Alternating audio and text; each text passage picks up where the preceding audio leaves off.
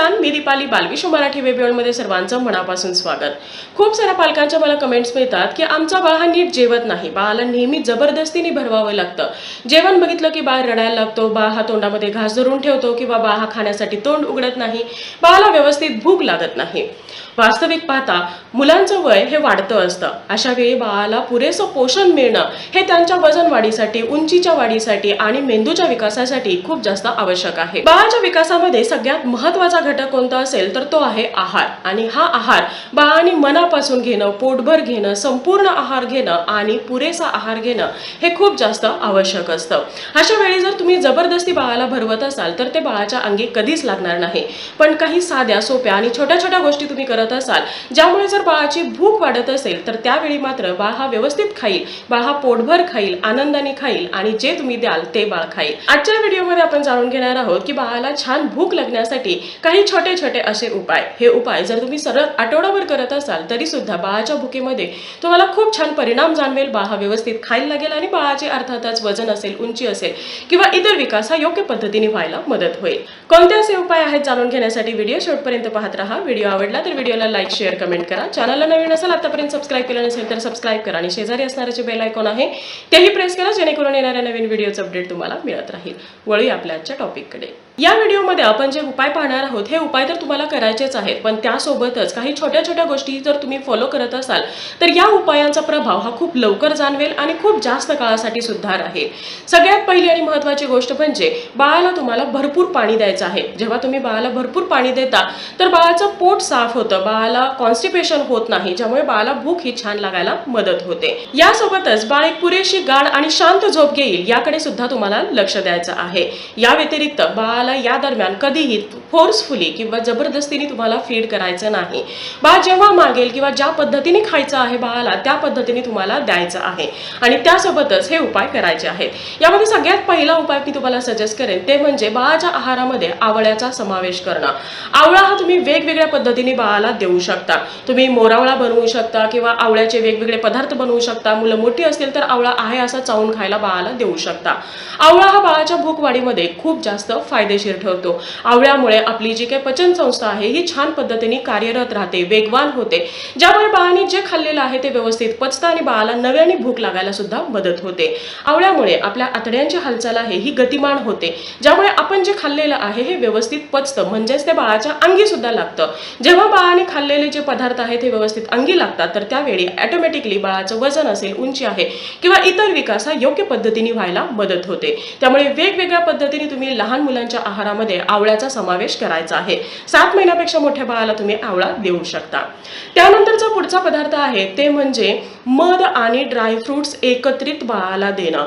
बऱ्याच वेळा आपण काय करतो की बाळाला आहे असे ड्रायफ्रुट्स खायला देतो। सध्या उन्हाळा आहे, तुम्ही भिजवलेले ड्रायफ्रुट्स जर बाळाला देत असाल तर ते जास्त उत्तम आहे, पण त्यापेक्षाही जास्त उत्तम हे राहील जेव्हा तुम्ही बाळाला हे जे ड्रायफ्रुट्स आहेत हे मधामध्ये भिजवून द्या।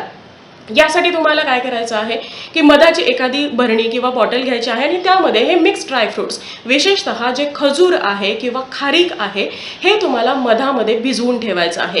हे भिजलेले जे काही खारीक किंवा खजूर आहे हे तुम्हाला बाळाच्या आहारामध्ये असेल किंवा बाळाची खीर आहे किंवा आहे असं जर बाळ खात असेल, बाळाचा मिल्कशेक आहे तर त्यामध्ये ऍड करून तुम्हाला बाळाला द्यायचं आहे। लक्षात घ्या, हा उपाय तुम्ही 1 वर्षापेक्षा मोठ्या मुलांसाठी करायचा आहे। 1 वर्षापेक्षा जे बाळ लहान आहे अशा बाळाला मध देणं आपण रिकमेंड करत नाही। मधामध्ये भिजवलेले ड्रायफ्रुट्स जर तुम्ही बाळाला देत असाल तर यामध्ये असणारे जे प्रथिने आहेत किंवा प्रोटीन्स आहेत यामुळे बाळाला भरपूर ऊर्जा मिळते, बाळाचा विकास योग्य पद्धतीने व्हायला मदत होते, बाळाला भरपूर आयरन मिळते। यामध्ये जे असणारे फ्रुक्टोज आहे, ग्लुकोज आहे, यामुळे बाळाला झटपट ऊर्जा मिळते, बाळ हा ऍक्टिव्ह राहतो, बाळाची भूक वाढायला मदत होते आणि बाळाच्या ओव्हरऑल विकासामध्ये, डेव्हलपमेंटमध्ये याचा खूप जास्त फायदा होतो। त्यानंतरची पुढची गोष्ट जी तुम्हाला बाळाला जरूर द्यायची आहे ती म्हणजे पिंपळी। पिंपळी हे तुम्हाला कोणत्याही आयुर्वेदिक दुकानामध्ये किंवा जिथं गुटीचं सामान मिळतं तर त्या दुकानामध्ये तुम्हाला जरूर मिळून जाईल। पिंपळी हा आयुर्वेदातला सगळ्यात उत्तम असा पर्याय आहे पोटाचे विकार दूर करण्यासाठी। यामुळे बद्धकोष्ठता म्हणजेच कॉन्स्टिपेशन दूर होतं, बाळाच्या आतड्यांची हालचाल गतिमान व्हायला मदत होते, मुलांना भरपूर अशी ऊर्जा मिळते, बाळाला भूक लागायला मदत होते आणि बाळाचं जे काही डायजेशन आहे हे सुद्धा इम्प्रूव्ह व्हायला मदत होते। त्यामुळे तुम्हाला पिंपळीचा समावेश सुद्धा बाळाच्या आहारामध्ये करायचा आहे। जर तुम्ही बाळाला गुटी देत असाल तर त्यामध्ये सुद्धा करू शकता किंवा त्यापेक्षा 6 महिन्यापेक्षा तुमच्यापेक्षा जी मोठी मुलं आहेत त्या मुलांना सुद्धा तुम्ही पिंपळी आहारामध्ये देऊ शकता। त्यानंतरची पुढची गोष्ट जी तुम्हाला लहान मुलांना जरूर द्यायची आहे ती म्हणजे बडीशेप आणि ओवा। बडीशेप आणि ओवा हे दोन्हीही आपली चयापचय जी क्रिया आहे ही नियंत्रित ठेवण्यासाठी, गतिमान करण्यासाठी खूप जास्त फायदेशीर आहे। त्याचबरोबर हे भूक उत्तेजक आहेत, मुलांना भूक वाढीसाठी खूप मदत करते। पोटामध्ये जर गॅस होत असेल, बाळाला कॉन्स्टिपेशन होत असेल किंवा पोटाचे कोणतेही विकार जर चालू असतील तर त्यापासून बाळाला आराम मिळायला मदत होते। इन केस बाळाच्या पोटामध्ये जर जंत झाले असतील तर त्यापासून सुद्धा बाळाला आराम मिळतो, बाळाला छान भूक लागायला मदत होते।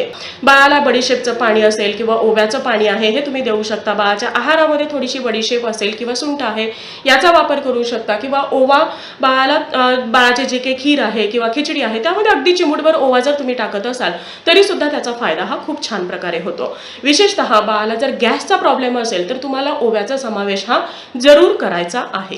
तर हे काही 4 पदार्थ होते। हे 4 पदार्थ सलग तुम्ही एक आठवडा जर बाळाला दिलाय तर बाळाच्या भुकेमध्ये तुम्हाला विशेष बदल जाणवून येईल। बाळ हा स्वतःहून खायला मागेल आणि बाळ हा जे खाल्लेलं आहे ते बाळाला व्यवस्थित पचन होईल, बाळाच्या ते अंगी लागेल, बाळाचं वजन छान राहील, बाळाची उंची छान राहील आणि बाळाचा जो विकास आहे हा योग्य पद्धतीने व्यवस्थितरित्या व्हायला मदत होईल।